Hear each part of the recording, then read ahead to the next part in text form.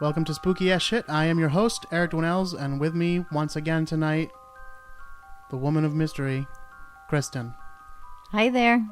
Welcome back. Thank you. Thanks How for you having doing? me. I'm good. How about you? Good. Hanging in there. Excellent. We're gonna do a listener request this week. Fantastic. This is actually a very old request that I'm just getting around to. It comes to us from a listener named Melissa, excellent. and she wanted to hear about black-eyed children. Okay. And this is it. I told her, I was like, yeah, we might get to it, but I don't think we'll do a whole episode about it because I don't think there's a whole lot to say unless we're just gonna tell some of the stories. But I was like, it's basically like an internet thing, right? Like it's just a creepypasta. There's nothing to it. It's just an internet story, right? Okay. And that's really where I left it. And I said, we could include it maybe if we ever do an episode about spooky children, like we could include it there. Or if we do an episode about creepypastas, that might be interesting. I just don't know if I could do a whole show Right. based on it. But then this week I was looking over some things and I was like, oh, there's maybe a little bit more here than I thought, because some people are taking this very seriously. Okay. And we'll get into whether they should be or not, but some people are. But before we do that, I do want to mention, of course, the website, Yes. spookyas.com or spookyasshit.com. They both take you to the same place. That is the show's webpage. You can listen to each and every episode from there. You can also find pictures, sometimes outtakes, and then, related links and video clips and that kind of stuff for every episode. And you can also find links to all of our social media, including Instagram and Twitter, which are both at spookyasshit, and Facebook. You can like us on Facebook at facebook.com/spookyas. Everything anyone could need. There you go. So like I said, I really just thought, I didn't have a ton of interest in this. I was like, yeah, it's just like an internet creepypasta. Like, it's interesting. Like Slender Man's interesting, and there's other ones, Right. they're interesting.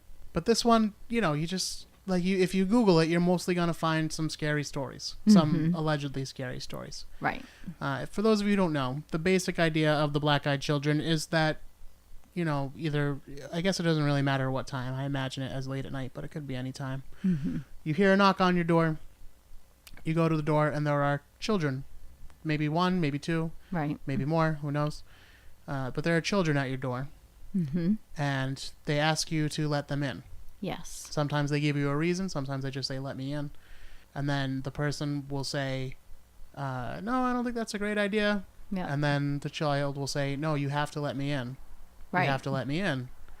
And then the person, will start to let them in and then feel kind of hypnotized and then be like, oh no, I can't. And then close the door and the child vanishes. Right. That's your basic, very basic black eye. Oh, I forgot to mention. They have black eyes. They look like normal children, but they have black eyes. Forgot the most important part. Yeah. And I did read that it was, I think they were saying between 8 and 9 years old and teenagers. Well, that's where it gets a little tricky. Okay. Because, even the man who most people would say kind of got this ball rolling Yes. and told the first official black-eyed children story Right. isn't really clear on how old he thought they were. Mm-hmm. He's changed it a couple times in different interviews. But he basically says 10 or 12, somewhere in that range. Yeah. But then you hear other people say well, it ranges from maybe 6 to 16. Right. And I hope they're talking about different encounters, because there's a big difference between a 6-year-old and a 16-year-old. So I would imagine they yes, a lot.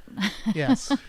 But even a 9 and a 12-year-old, I would, that's, hey, puberty strikes, Yep, there's differences. So, so that's the most basic idea of what a black-eyed child is. Yes. And it is mostly like an internet thing that you hear about. But now some people are saying, yes, there are a lot of internet creepypasta stories. If you don't know what a creepypasta is, they're basically like campfire tales, only they're told over the internet instead of at a campfire. You can Google the term and, learn why it's called that and all that. We'll do a whole another episode about creepypastas someday. I know I mentioned this to a friend recently, and she's like, what's a creepypasta? Yeah. And I was like, It's a whole thing the kids are into.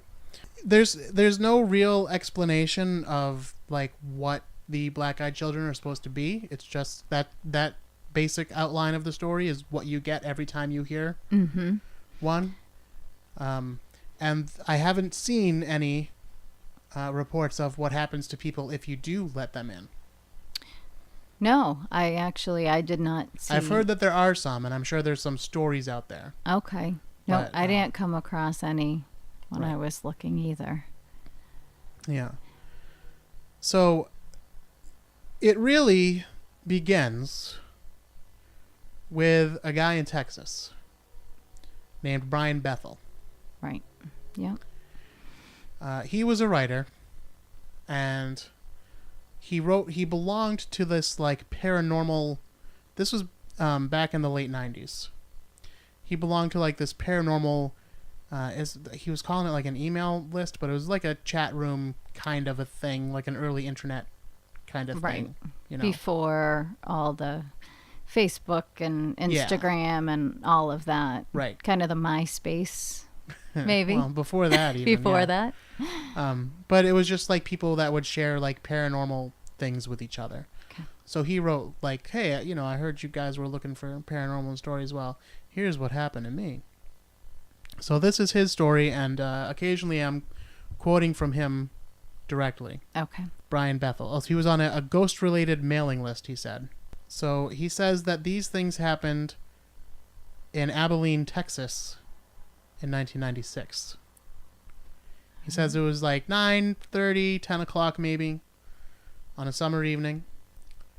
Bethel was making his way to pay his internet bill. Okay. Place called Camelot Communications. And they had an office at North First Street in Abilene, Texas. All right. Now, it was after hours. I don't know if he was, running late on this bill or what, but I guess he wanted to put it through their, mail slot so they'd have it first thing in the morning. Okay. Yeah. But he, the sun was going down or whatever, it was getting dark.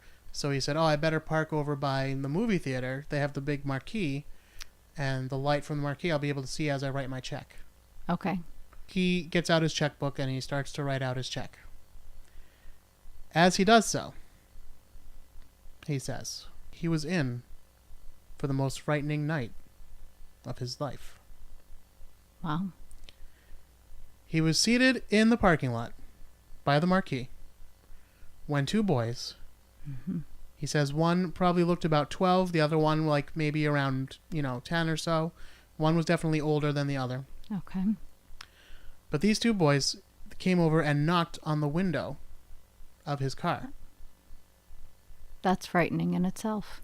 Yeah, have you ever had that happen, that someone's knocked on your window and you weren't expecting it? Not knock on my window, but be near the car and didn't realize that they're there, and then when you see them, it's like, ooh, like, and they were just walking by, hopefully. Right, you're right. Yeah, okay. But you just didn't see them. Even when you do see them coming, I was in a parking lot the other day, and I was sitting talking to somebody, and someone like walked like unnecessarily too close to the car. Oh yeah. And they weren't looking at us or anything, like they just happened to be walking by, but it's like, why didn't you go the other, like we saw you coming. Yeah. And like you could have gone around the other way where there was no car. Right. Like, what's your deal? Yeah. Yeah. And it was like this woman, like we weren't even like threatened or anything, but it was just like, why are you doing this? Yeah. So even when you see it coming, no it's need. creepy. Yeah. Yeah, I've had it happen twice. Once was a guy looking for money. Oh, yeah. And then another time, actually, I was living in the woods at the time, and I got to work a little bit early, so I was like, I'll just take a little nap in my car. And I just felt somebody watching me. Oh. And I opened my eyes, and there was a woman like at my window. Oh. And she was walking her dog, and she just like didn't know, she was making sure I was okay. Okay. But she didn't knock on the window or anything. She was just just peering in. And then when I opened my eyes, she scampered off, and I called out to her, and I was like, "You just gave me a heart attack." Yeah. Make She's sure like, you were making still sure alive. Okay. I was like, well, almost dead now. Yeah. But anyway, I don't know if I've talked about living in the woods on the show before, but I did for a while. It's no big deal. Anyway, we'll get back to that. Let's see. Where were we? Oh, so he's describing the boys, and he says one was definitely an older boy, and he was darker skinned. He says he was kind of olive complexion, but it was still like a pale olive complexion, and that he had dark curly hair. And he calls this guy the spokesman because he's the one that talks the entire time. Okay. The other boy, the younger boy, he describes as being a redhead with just a few freckles on his face. Mm-hmm. And he didn't really look at him. Like, neither one of them really looked directly at him. They kind of looked down. But the redhead was much shyer. He didn't talk at all. Okay. And he didn't even, like, look in his direction or anything as they talked. They both were wearing hoodies. Okay. The first boy explained that the two of them had come to see the movie Mortal Kombat. But they forgot their money at their mother's house. So, the kid said, we need a ride to our mom's house to fetch our money, and then if we could get a ride back to the theater, it's only down the street. But we just, we need a little lift. I mean, they seem like they're a little young. Well, there's a couple problems with this story anyway, yeah. They are a little young to be going to the movies, especially as he said, it's 9:30, 10 o'clock at night. Right. Mortal Kombat probably wasn't rated R, but it might have been. I'm not sure. At least PG-13. It was not a good movie anyway, but although I do remember being excited about it. And also, like, they say they live close, but they forgot their money. Yeah, but they need a ride. Right. Yeah. But they live close, so it's like, well, okay. And as a mother, even if I were going to let my children go, that would typically be the first question I would ask is, do you have money? Right. As I drop you off to the movie. Right. Yeah. So Bethel, he heard their question and he just kind of said, and as he said this, he says he happened to look over at the younger boy. Mm-hmm. And the redhead younger boy, he said that the look on his face was a mixture of confusion and guilt. Interesting. And in later other interviews that I hear with Brian Bethel, he says, like, yeah, it seemed like this was not, like, something wasn't going according to plan. Like, the boy was surprised. Like, he was shocked that the answer wasn't immediately, yes, I'll take you to, your mom's and get money. Wow. Okay. So as he's having this conversation, Brian Bethel says that he suddenly, like, feels this, like, sinister, like, shadow fall over everything, and he just feels this fear, and he's kind of thinking to himself, like, these are just kids. Right. Even if they're, like, hassling me, they're still children. Like, they're not, like, right. I'm not. He shouldn't get a feeling of dread. Right. But he, like, he felt this, like, doom come over him. And he says the older boy tried to convince him, saying things like, it really won't take long. It's just down the street, and we're just two little kids. We don't even have a gun or anything. Weird. Right. And then he grinned, but Bethel says, and this is an exact quote, his grin, he grinned as if he was trying to say, I know something, and you're not gonna like it. But the only way you're gonna find out what it is will be to do what I say.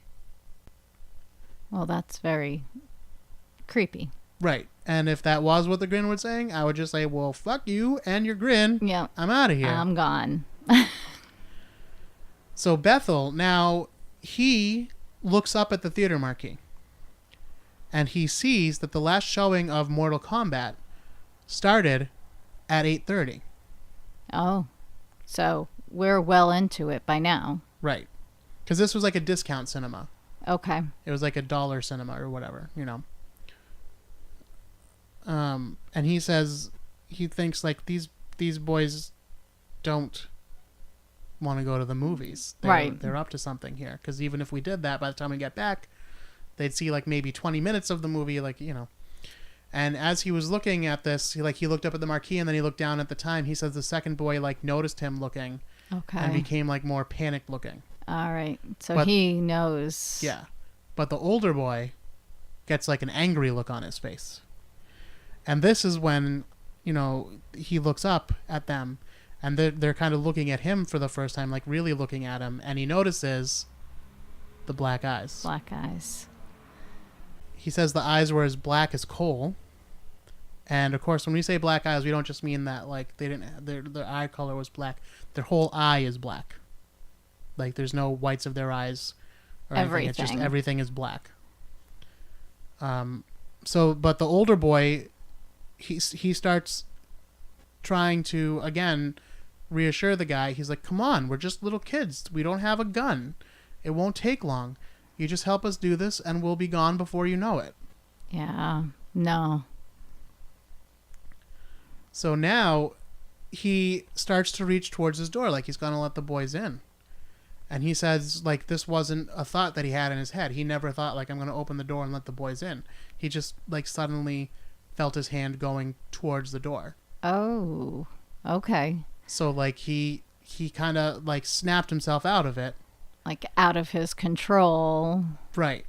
And he was like, "No, wait, hey, no." And that's when the boy like really started to get angry. And he starts to like bang on the windows. And he says, you know, these boys, they had eyes.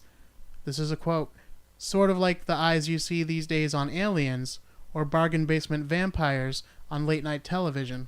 Soulless orbs like two great swaths of starless night." So Bethel then quickly pulled his hand away from the door. So the kid is screaming again, "We won't hurt you. Let us in. We don't have a gun."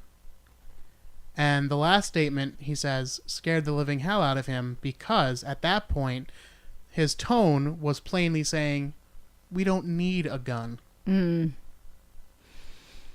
is all in the guy's story. Yeah. Brian Bethel. So trying to keep his behavior normal, Bethel was like, I can't because I have to get home because my cat, and, a few other excuses. Right. And then he pulled his car into gear and rushed out of the parking lot. When he turned to look in his rearview mirror, yeah, there was nobody there. Nothing. The boys were gone, and the sidewalk was empty. He says it was a matter of seconds. They couldn't have just disappeared that fast. Right. Couldn't have run off. No. No. He would have seen them running away or something at least. Right. And he didn't see any of that. So then the reports that I found, I couldn't find a second story, but he says he had a similar encounter in Portland. I don't know if there's no second story because he never elaborated, although I find that hard to imagine. Right. Or if I just didn't have the good luck to find it. But anyway, he says there was like a second encounter with black-eyed children that he had. He also goes on to describe, he's into the paranormal. Right. He's on these message boards or whatever they were at the time, email lists. Yeah. And he knows paranormal investigators and stuff, and they're talking to him about it. And he says one day he's talking to a friend of his, and the friend that he's talking to, they're talking on the phone, but the friend that he's talking to is a paranormal investigator, and he's got two women who both have like psychic abilities or empath abilities. Yeah. And one of them says like, "Wait a minute, you've seen the black-eyed children?" And he was like, yeah, I have. And then she was like, "I have dreams about them knocking on my door," and they, get out of.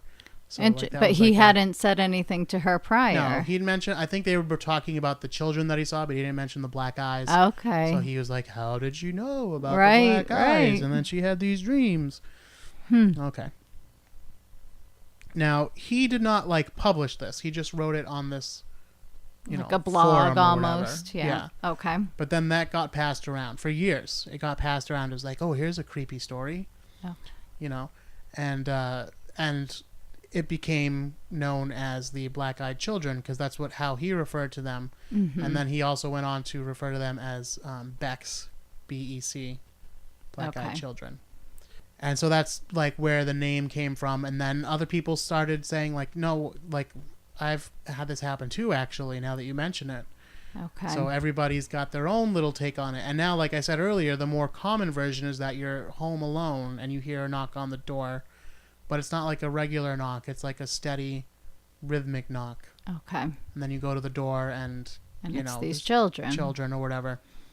And same basic story. Right. Looking to get in. You don't let them in. They disappear. And then they go away. Yeah. Or they disappear. Right. And then there was a movie in 2012, Black Eyed Kids. It was produced using Kickstarter. And the director's commenting that it was an urban legend that's been floating around the internet. So, that's where we get the start of it. And then there was a TV show on MSN called Weekly Strange that featured reports of black-eyed children, and that's another thing that helped create its popularity. So again, you see a lot of stories online. Right. And probably most of them are just stories written by people trying to write creepypastas. Right. Which, the thing with creepypastas is they're not supposed to be true. Mm-hmm. Okay. They're just, like I said, stories. like campfire, kind of like scary stories to tell in the dark kind of thing. So, but this guy, it was back in 96. Right. And it wasn't... Well, it happened in 96. I'm not sure when he originally posted it. Okay. It was in the late 90s when he posted it. When he posted. But I'm not sure if it was like 96, 97, 98, Right, whatever. right. When it... But anyway, when you were he saying. did it. Yeah. So, but he wouldn't have gotten much attention other than the people on that email grouping. Well, yeah. So here's the thing about that, because he addresses that. Okay. Because he says that people accuse him of doing it for the fame or for the money or whatever. He's a writer. Right. And he says, that's definitely not what happened. Mm-hmm. And by the way, he is a writer. And if you read, I'll post a link to it on the website. If you read his actual, like the posting that he wrote, it's still out there.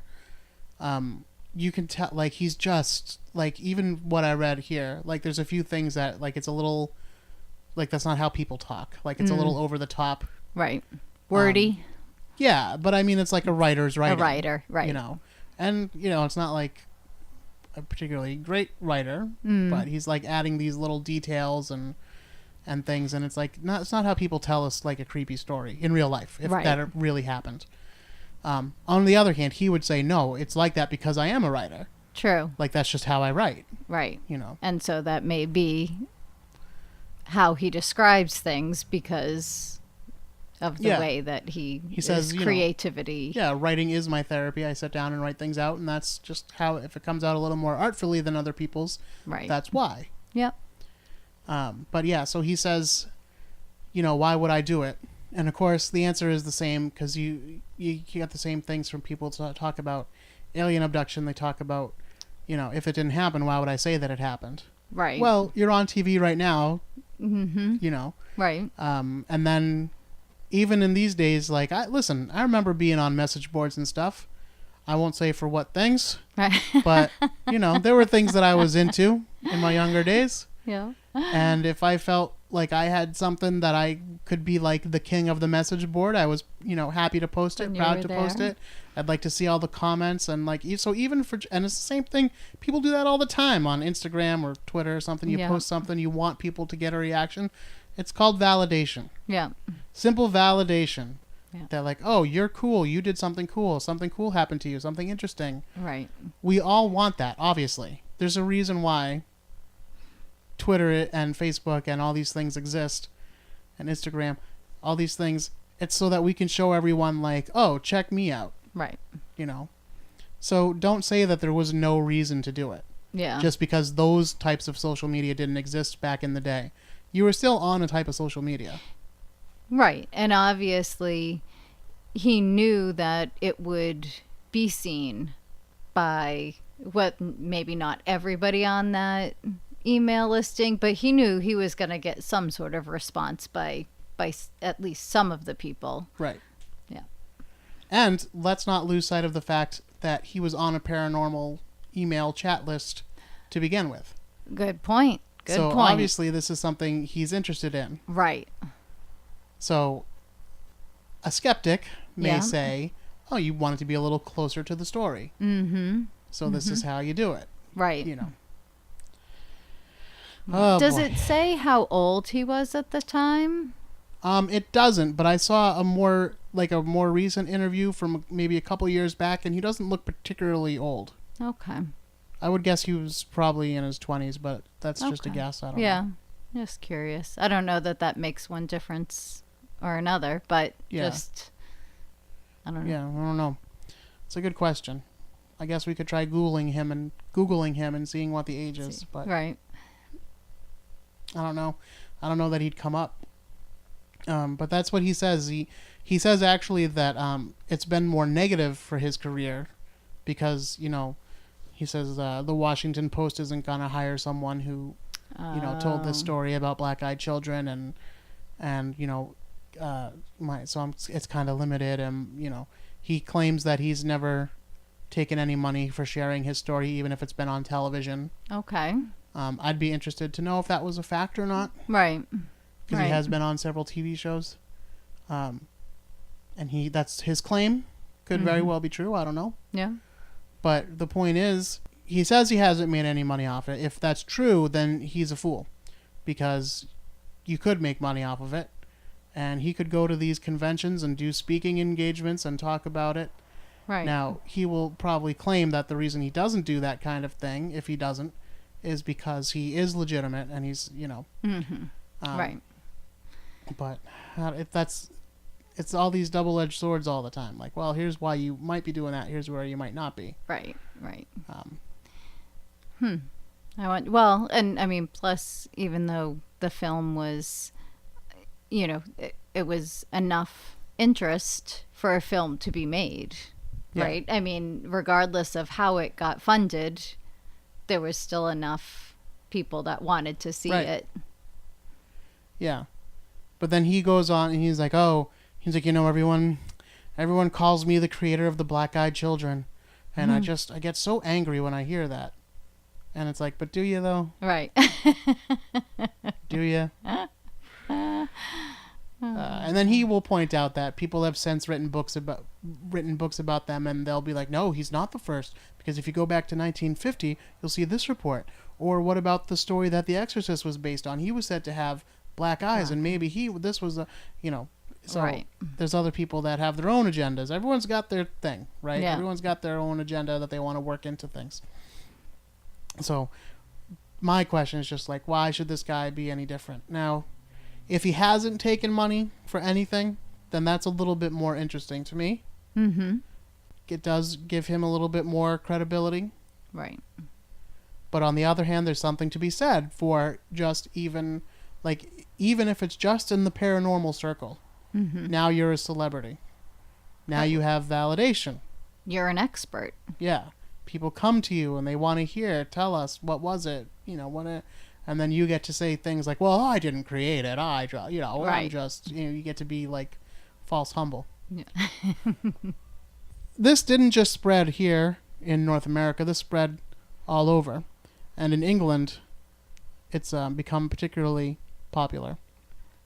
In September of 2014, the British tabloid The Daily Star ran 3 sensationalistic front-page stories about alleged sightings of the Black-Eyed Children. And this was connected allegedly to the sale of a haunted pub. They say that the children can often be seen playing games and singing nursery rhymes like Old Longlegs or He Jumped into the Bramble Bush. Okay. I don't know either of those. I don't either. I come from English ancestry, but I am not familiar with either of those nursery rhymes. I know, what'd the first one remind me of? Oh, I know This Old Man. Yeah. Not Old Man Longlegs. What about, there's one about the mulberry bush. Oh, yeah. Here we go round. Yeah. Yep. So. I don't know, these ones.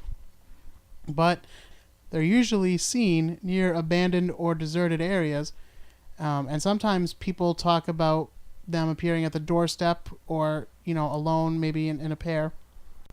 And one thing that a lot of the reports say, and even Brian Bethel had said in his story that I forgot to mention, is that they talk like they use the same words that a child might use. It's not so much about the words that they use, but the tone of their voice is very adult, very commanding. Not like a demand, but very confident. Like usually if a child talks to an adult, they're kind of embarrassed to have to ask for help. Right. Maybe questioning. They don't know the person, and it would be like, Mister, I'm sorry, but right. Can we, could you? I need a little help. And right. This kid just walked up and was like, hey, I need some help. I don't have a gun. Everything's fine. We're only little children, so you're fine taking us. Right. It was too odd, too adult. Yeah. And that's what a lot of people report, even when they come to the door. Well, and the excuses for those little boys too, like it's just down the road. It's just, well, if it is, then just walk. Yeah. Yeah, it'd be very easy for you to help us. I have another question for you. Yeah. Are there any reports of girls, or are they always boys? Do you know? I think it could be either. Either. The ones I saw were only boys, but I didn't look up a ton because they're all the same story, basically. Right. But yeah, they do say, like, sometimes you'll open the door and you'll, like, as you start to open it, or if you look out through the window, you see the children playing. But then when you open the door, they all turn and look at you instead of playing. Something like that. But yeah, I don't think it really matters, boy or girl. Boy or girl. Some of the things that come up in the stories are the instant feeling of dread. Mm-hmm. And the feeling that you do want to help, like you'll start to help without even really thinking about it. So this has led a lot of people to wonder if they have some kind of mind control power. Right. However, if they do, obviously they're not super successful. No, because all the reports seem to be people not helping. Yes, however, Yeah. of course, we're only getting reports from the people not helping. True. So what happens to the people that do help? Is it that these children never find help? Or is it that they usually do find help and it goes as some kind of other report? Like Right. Missing person, murder, who knows? Right. So we don't know what happens. Unsolved mystery. Right. But the younger boy seemed surprised when Brian Bethel said no. No. So maybe this was a rare instance in the case of these black-eyed children where the hypnosis didn't work. Right. So then the big question becomes, well, what are the black-eyed children? Right. And Are of they course, yeah, human? it could be human, it could be ghost, it could be vampire. The vampire one is popular with people because they seem, there's in some vampire traditions, they're not allowed to enter your home until they've been invited. Okay. I remember that from Lost Boys. Oh, yeah. Great movie. They had to be invited before they could come in. Yeah. I do remember reading something that said that you have to agree to help before they could do, Right. you have to let them in the car or let them in the house. They can't enter without that permission Right. or invitation. Yeah, I'm a bad storyteller because actually that was part of Brian Bethel's story too. Yeah. He mentions that the kid says again, like after, once he starts to become angry, Yeah. he says, I can't come in the car until you let me. Yeah. I can't come in until you invite me in. And that is another fixture of the stories. He did mention it, but like what does that mean? Why can't he? Right. And we don't have the answer. Right. It's just another mystery around the black-eyed children. And you would think whether it's mind control or whether it's not mind control, but when you see a child, you would think, or I would think anyway, you're more inclined to help them rather than, an adult coming up asking for a ride that may be more intimidating. As a child, right? There's no reason to be weary of them because they're kids. Except for their black eyes. Right. Well, that is an interesting point that you kind of bring up because I was thinking, okay, if this is a true thing that happened, Right. fair enough. But what if it's not a true thing? What if this is something he's making up? Mm-hmm. And in that case, what can the story that he's making up tell us about the fears of adults then? Because this has caught on. Right. And it's spread out. So obviously it's striking a nerve somewhere. So what is this tapping into? Because all the best stories and horror movies and whatever else, they tap into something, a fear that is legitimately there. So I'm sure that if you were a psychology student, you could write a whole paper, right, on about the psychology of writing, the black-eyed children story. Yeah. Is it the fear of, turning older? Mm-hmm. Is it the fear of, being out of step with the children's generation, knowing that they're going to be taking over? eventually. They're going to take the reins from you. Mm-hmm. Because I know, obviously, like, I'm sure it was the same for you, but when I was a kid, I thought, like, adults didn't really know what was going on, you know, at a certain age in my life. Yeah. And I was like, oh, man, they don't have a clue. Right. And then, like, as an adult, you look at teenagers and you're like, these idiots have these are the dumbest things on the planet. You're going to look back and you're going to realize. Yeah. Yeah. But there's also, like, you know, when you're a child or a teenager, there's things that you're just not afraid of. That's a great point too. Yeah. And so there's a boldness implicit in youth. Right. That is not there when you're older because you've lived and you've seen what can happen. Right. And like, I mean, yeah, you hear about it when you're younger, but it's like, well, it hasn't happened to me. Right. The risks and dangers don't seem like they're ever going to happen to you for the most part. Or have that big consequence on your life anyway. Right. So, yeah, and then the black eyes, obviously, I would just say that is a very old folklore tradition. It's associated with a lot of things. If something has totally black eyes, generally not a good sign. Right. Evil. Yeah. And then most of the modern stories mention that the children are pale-skinned. Okay. We heard in he kind of had like a nice rainbow coalition of a very pale boy with an olive-skinned boy, claiming they were brothers, by the way. And yet, you know, it's possible. Maybe possible, was, yeah. You know, but, yeah. Just saying. Just throwing that in there. Another reason to be suspicious of these two. Right. But yeah, so most people will say that they're pale-skinned with dark hair. And pale skin is another thing that is very common in, you know, scary stories or horror movies. Right. The pale butler who, you know, just looked kind of creepy and, you know, whatever.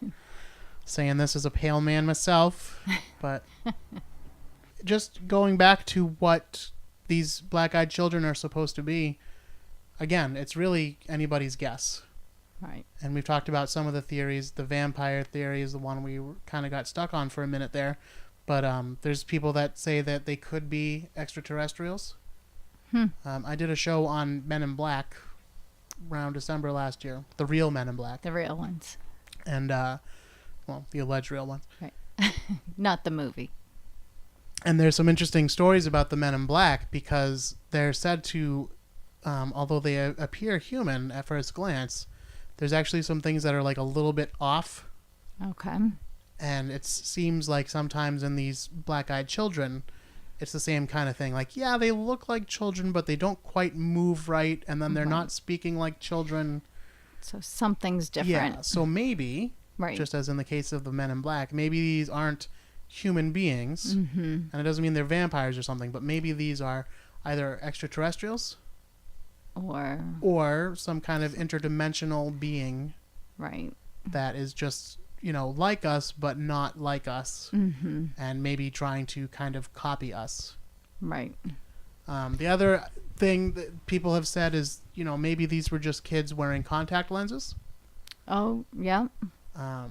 You know, I just think the whole thing didn't happen. But I think he just wrote a good creepy story to send to his friends on his little ghost chat messaging system. Yeah. But I could be wrong. Who knows? Well, the whole contact lens piece, I mean, they're not cheap. Or were they at the time? I was going to say, I think at the time they probably weren't. I wasn't looking to buy, you know, effects contact lenses back in the day. Now they're not terribly expensive, but they're still probably more money than, like, as a teenager I would want to pay for it. But on the other hand, if you have a job and you're a teenager, things, as I can attest from my nephew, and, you know, like, he'll buy things and it's like, you are not going to care about this 2 years from now. But you paid so much money for it. But at the time, it was the best thing in the world and had to have it. So, again, first of all, I want to stress, I don't think that this is what happened. Right. But it could have happened back then, and it could definitely happen now. In one of the interviews with him that I was watching, they were like, well, it's very unlikely. And then he's like, well, I've talked to teenagers and they scoff at the idea. That's what he literally said, scoff. Nice. They scoff at the idea that this is how they would spend their time or money. And I was like, no, like if this myth had been around when I was a teenager, like really around, I totally would have done something like this. Right. Yeah. And I have bought special effects lenses more recently. I never bought the full black set, but I would imagine they would be somewhere for, the cheap kind that's only going to last a few wearings, which is really all you need. Right. Probably $40 to $60. Okay. It's not terrible. And that's like buying them from somebody. You could probably find them online, either that cheap or cheaper. I mean, you want to be careful with your discount. Right. Well, and lenses, but yeah, you want to be careful with your eyes. That's something. I don't recommend it, is what I'm saying, but I'm just saying it's possible. Some people think like this kind of relates to something else I've talked about on the show before, which is the black dogs. And the black dogs are a sign of like something bad going to happen. Okay. So they're saying like maybe these black-eyed children are like a harbinger. All right. It's one of my favorite words. Nice. It's a good word. It is a good word. Of, bad things coming. So maybe just it was a sign for him to be aware. Yeah, he didn't say that, but right. people have said that. I don't know, but then I haven't heard any. But again, I didn't dig too deep into like the stories. Mm-hmm. But maybe there are stories where like, oh, this happened, and then the next day I got fired and my wife died, or whatever left the story. Me and whatever the story might be. I did read that there were a few reasons medically why someone's eyes would change. Oh, yeah? And I don't remember them exactly, and I can't tell you. Well, I'm glad you brought it up then. Right, what the real medical terminology is. But I can't imagine two children having the same medical diagnosis that would cause that. It did say that certain medications could cause darkening of your pupils and eyes. But again, what would be the chances of that? And it wouldn't explain the children's behavior. Right. For that to happen. Yeah. Well, or a impending feeling of doom. Right. For someone. Yeah. I mean, personally, I think that these things don't really happen. Yeah. I think they're just stories. Maybe some teenagers somewhere on a handful of occasions have put in contact lenses and been like, oh, we're going to do this like just for fun and to spook people out. And, I could see that happening. Like I said, if I was a kid and thought to do that, I would have been like so proud of myself. And then he'd be like, I'm internet famous. This guy's freaking out. Right. And he took a picture of me. By the way, there are some alleged pictures of these black-eyed children. And, but I think for the most part, people are making them up just for fun, which is nothing wrong with it. But, let's not pretend like it's a real worldwide thing. But then I think there even might be cases where people did have an encounter with a mystery child, and then they kind of turned it into a black-eyed children story, not even meaning to, like not like that but they were just like, wait a minute, I was really creeped out by that. Their eyes were black. Did you see that? It looked like their eyes were black. Right. And of course they probably weren't, but in and their then head, once they've turned it into a thing. Right. Once you have that in your mind, then it's easier to think of things like, that is what I saw. Right. Right. Because you want to see that. Yes. Yeah. Yeah. Once you have the belief in your head. Yeah. You're going to try to make it fit. Yeah. If you want to believe in those things. And of course, no one's going to be like, I do want to believe. Yeah. For the most part. There are some. They're probably listening to the show right now, people who would want to believe. Yeah. And if it's dark outside, how much do you really see if you're in the shadows, or if you're, if depending upon where your light is, if you're turning on the light to look out the door to see these kids, shadows can play a number on people's eyesight. Well, I guess all I'd say about it is that my belief hasn't really changed from the beginning. I really do think this is just basically a creepypasta gone wild, and now people are kind of retrofitting the idea two stories from the past and saying like, no, look, this, happened in 1728. Where Right. this guy, blah, blah, blah. But yeah, I mean, a lot of the elements are typical of spooky stories that we've heard before. So that doesn't mean it can't be true, but it just means that if it's borrowing from other things, well, okay, and especially if you're trying to retrofit it, well, okay, now you can go back and say, no, these were black-eyed children. That's what this story is about. So Yeah. that's my take. I don't know. What do you think? Do you think there's possibly any truth to it?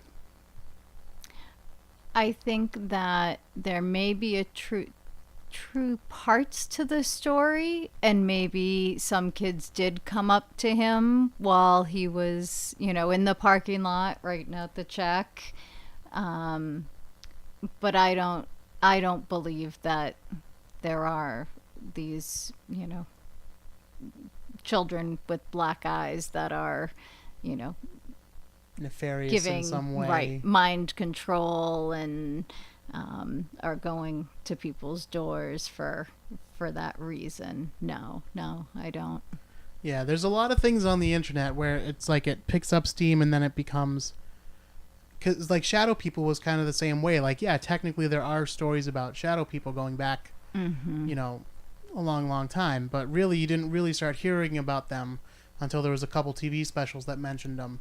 And then other people were like, oh, yeah, I did see a shadow. And then there wasn't, like, a specific name, even though people were talking about shadows and stuff like that. No one was, like, saying, like, shadow people. Right. Until more recently.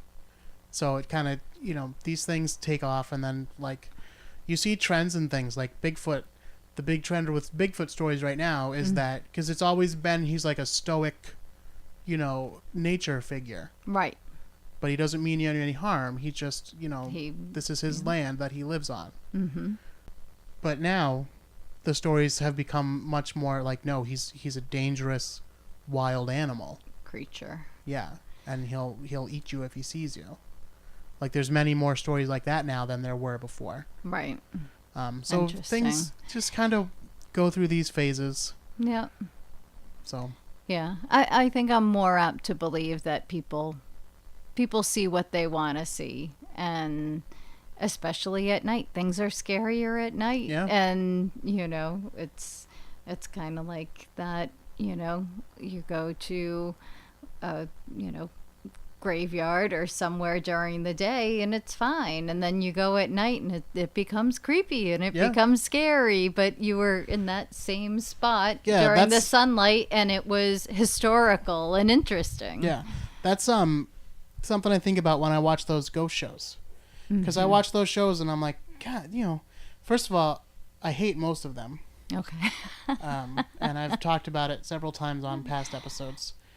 If anyone's playing the drinking game out there, I'm sure that's part of it by now. Excellent. Anytime Eric talks about how he hates ghost shows, but yeah, I can't understand why these are ghost hunters, and they're like they talk to people and people have these stories, and then I think like, well, could that possibly be true? Or is it something like you're saying where they're yeah part of it is true. They were in the room and they heard a noise that they couldn't explain, so they freaked out. And the truth is, like, something like that could freak me out, too. It doesn't mean that I'm going to jump to believing in ghosts, but I could certainly be afraid. Like, I'm not saying if I was on, like, if I was doing a ghost hunting show, and I was on there, and I heard something scary, or I saw something, or I just, like, I couldn't get the creeps because I'm a skeptic and I don't believe in ghosts. No, I don't believe in ghosts, but still, like, things are creepy. Right. You can still get the creeps, and you can still get afraid, and, those kind of... we have the full range of human emotion. Right. Yeah. No, and things that are unexplained, whether it's a noise or something, that's it, it's hard to get past because then you listen for it because you don't know what it is. Yeah. So. Actually, now that I think about it, maybe this counts as another ghost story. I've told other ghost stories from my personal life on the show before, but my first apartment, no, that's not true. My second apartment, not that anyone cares. Okay. My second apartment with my first like serious adult girlfriend.